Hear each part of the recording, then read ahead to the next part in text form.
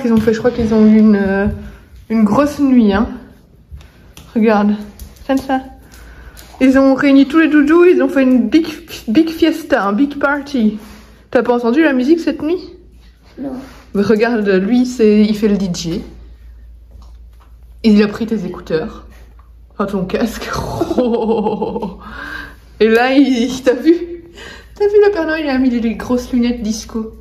Et là, le renne. Mais ça, il pourrait casser. Bah, il aurait pu casser, oui. Heureusement, il a pas cassé, hein. Et pourquoi ils font ça avec les doudous? Bah, écoute, les doudous ont eu envie de faire la fête avec eux. Non. Ça, c'est un peu une bêtise. Hein. C'est quand même une bêtise, ils ont fait la fête au lieu de faire dodo. Si tu demandes des grosses bêtises, à mon avis, cette nuit, ils vont faire des grosses. Mais ça, c'était même pas là. Bah, t'as vu, ils ont pris des boules dans le vase de maman. Des boules dans le vase de maman. Attention, l'éléphant, ça va. Hello hello, nous sommes le 19 décembre aujourd'hui, je suis en télétravail aujourd'hui et demain, je retourne plus au travail avant lundi où on fait un petit truc en plus entre collègues pour Noël pour ceux qui ne sont pas en congé la semaine prochaine et puis après je ne retourne plus au travail avant l'année prochaine. Donc voilà, donc fin de semaine, on sent l'excitation de Noël qui arrive, je suis trop contente. Ça y est, Noël approche, pour la semaine prochaine je travaille lundi, mardi et vendredi, mais c'est pas très grave. On a quand même 2 jours de congé, puis la semaine d'après je suis en congé. Je travaille juste une petite matinée le lundi 30 parce que j'avais plus assez de congé. Donc voilà, juste une matinée. Qu'est-ce que j'allais dire? Oui, du coup, vu qu'on est un jour impair, c'est un jour pour ouvrir une case du calendrier de l'Avent fait par Rosalie de Émilie. Il n'en reste plus beaucoup.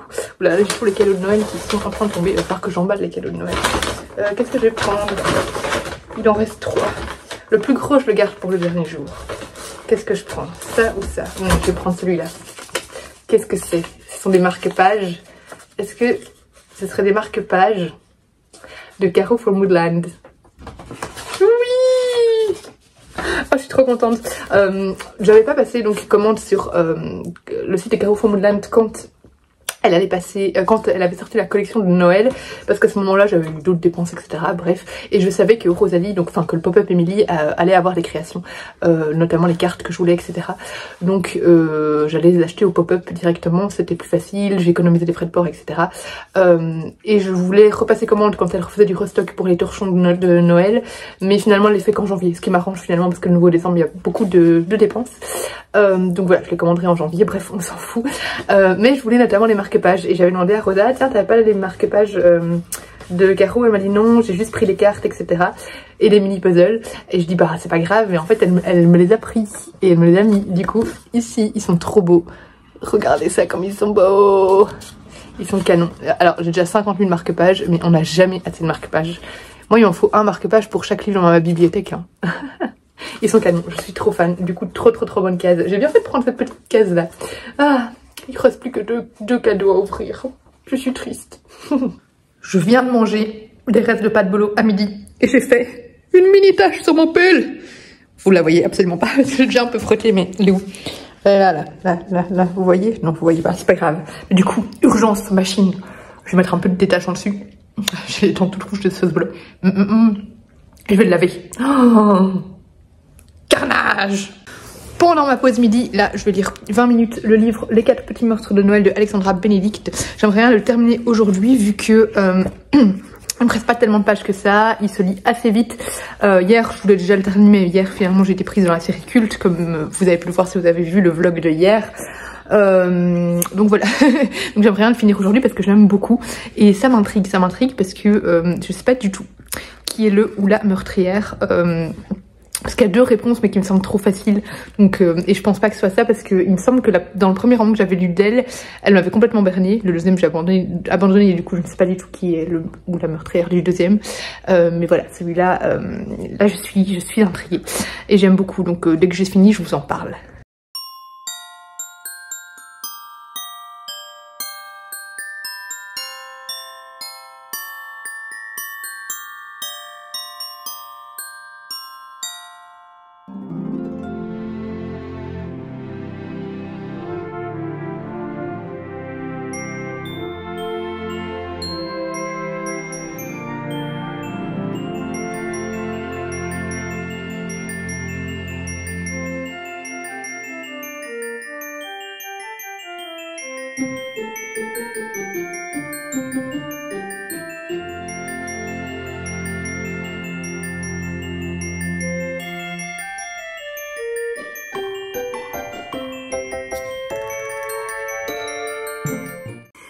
Il est actuellement 20h20 précisément. Je suis de nouveau seule ce soir. Bon, Enzo est au lit, hein, mais voilà, je suis de nouveau seule. Le chéri travaille encore. J'ai lu la BD La princesse d'Hazelwood de Ariana Calabretta, qui était une très belle BD, plus longue que celle que j'ai lue hier, parce que celle que j'ai lue hier se lit en même pas 15-20 minutes. Celle-ci, elle fait 126 pages et c'est un très bel ouvrage. Elle se lit quand même assez vite, ça reste une BD jeunesse, avec finalement très peu de dialogue, mais elle était très belle, très touchante et les illustrations étaient magnifiques. Elles étaient aux couleurs verdoyantes, avec une omniprésence de la nature, vraiment très belle. Et c'est une BD dans laquelle on suit deux sœurs qui vivent seules avec leur père. Leur père leur raconte tous les soirs des histoires. Pour pallier, pour faire face au deuil de leur maman qui est morte, on ne sait pas encore trop comment au début. Et voilà, le père essaye comme il peut de se débrouiller et de faire face à ce deuil et de réconforter ses filles. Et un jour, alors qu'elles vont dans la forêt pour chercher des framboises, elles vont tomber sur un petit renard. Et elles vont ramener ce petit renard qui est... En fait, c'est un petit renard qui est blessé. Et une des sœurs a un pouvoir, mais c'est le pouvoir de soigner les gens, les animaux, etc. Sauf que elle a l'interdiction d'utiliser ce pouvoir par son père et on sait pas trop pourquoi. On le saura petit à petit, hein, mais voilà. Mais elle va quand même l'utiliser et elles vont ramener ce renard chez elle. Le père va se fâcher parce qu'il déjà il ne veut pas le renard et en plus il a appris qu'elle a utilisé son pouvoir. Et du coup... Erin va s'enfuir et en s'enfuyant, elle va tomber sur une mystérieuse pierre qui va l'emmener dans une espèce d'aventure. Et c'est un magnifique livre qui parle de deuil, qui est empreint de légendes celtiques et irlandaises, et qui parle aussi de la différence de s'accepter tel qu'on est.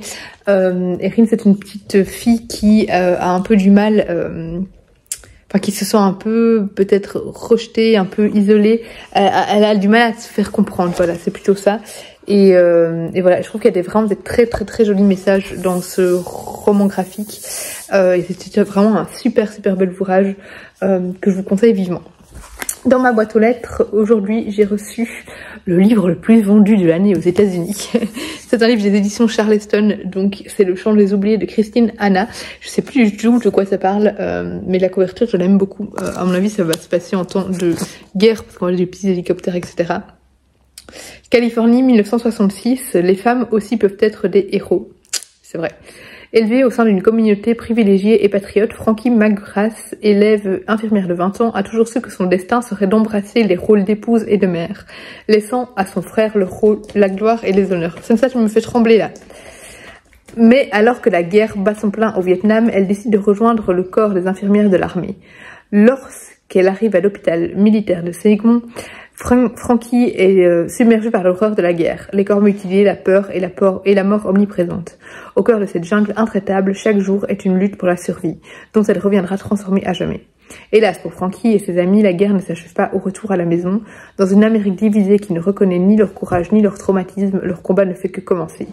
Voilà, ça a l'air très beau. En plus, ça parle de la guerre du Vietnam et c'est un sujet qui m'intéresse beaucoup.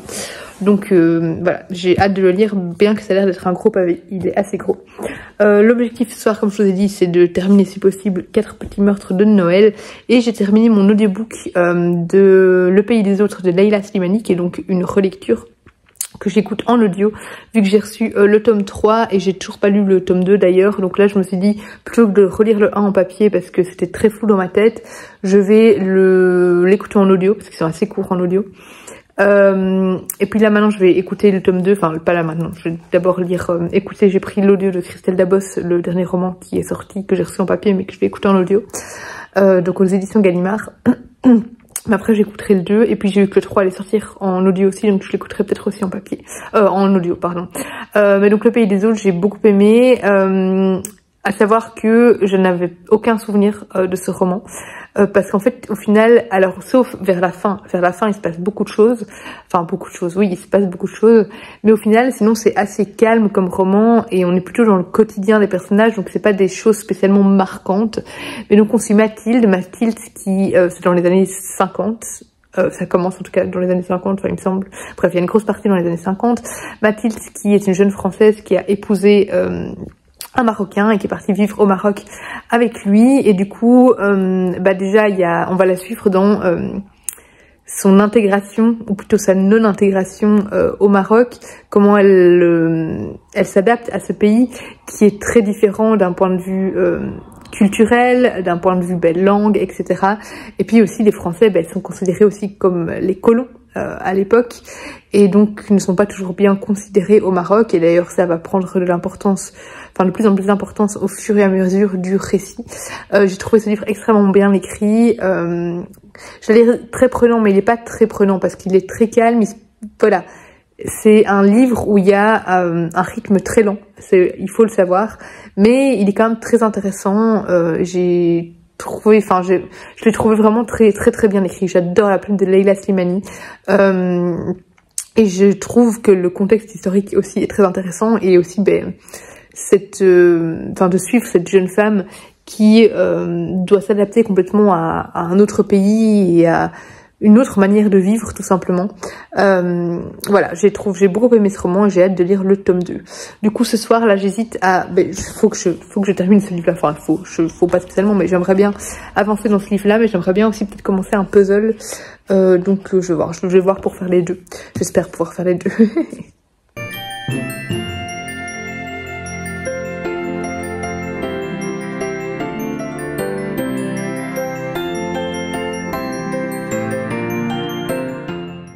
Je me suis laissée un petit peu emballer par le puzzle, donc il est 22 h et je vais pas continuer Petit meurtre de Noël. Donc là, ce que je vais faire, c'est que je vais monter. Enfin, je dois sortir le chien, je dois faire la bêtise du lutin farceur. Et puis je vais monter et je vais essayer de lire 15-20 minutes quand même, mais je finirai pas le livre aujourd'hui du coup. Par contre, j'ai commencé en faisant mon puzzle. D'abord, j'ai regardé le vlogmas de Steph, j'ai rattrapé donc celui du jour, celui d'Enjoy Phoenix, celui de Jill. Donc voilà, j'ai d'abord fait ça et puis j'ai lancé le Christelle Dabos Nous. Et j'adore, c'est tellement prenant, c'est pour ça aussi que j'ai pas arrêté le puzzle parce que je suis vraiment bien dedans. C'est une dystopie, voilà, je vous en parlerai plus demain à mon avis, mais je trouve ça génial et je trouve la version audio incroyable parce que on a vraiment plusieurs acteurs qui font les voix de chaque personnage et je trouve que ça donne super bien, c'est très interactif. On est vraiment très pris dans l'histoire. Donc voilà, j'ai fait tous les bords de mon puzzle. En fait, je trouve que ce puzzle-là peut prêter un peu à confusion parce que parfois il y a des pièces... Enfin, je trouve que les pièces, quand elles vont pas au bon endroit, c'est pas toujours très évident. C'est-à-dire qu'il y a des endroits où je trouve qu'on voit pas spécialement que la pièce n'allait pas là. Alors que souvent dans les puzzles, c'est assez... on voit que la pièce ne va pas là. Donc bref, mais j'ai fait quand même tous les bords. En fait, j'ai perdu 20 minutes, je crois, à chercher 2 bords que je pensais être manquants dans les pièces, et en fait je les avais juste mis au mauvais endroit. Bref, j'ai fait les bords, donc demain je vais pouvoir avancer. Après, les dernières fois j'ai fait les puzzles de 1000 pièces, là c'est un de 500 pièces, donc ça va beaucoup plus vite. Ça me semble beaucoup plus petit du coup qu'à l'habitude, ce qui est d'ailleurs le cas, c'est plus petit et les pièces sont plus grosses. Donc je pense que je l'aurai fini plus rapidement que d'habitude. Mais là du coup il est... fait au niveau des bords et je continuerai demain. Je vais donc clôturer ce vlog ici, j'espère qu'il vous aura plu. Comme d'habitude, n'hésitez pas à le liker, le partager, à laisser un commentaire et à vous abonner si ce n'est pas encore le cas. Moi, je vous fais des gros bisous et je vous dis à demain pour le prochain Vlogmas.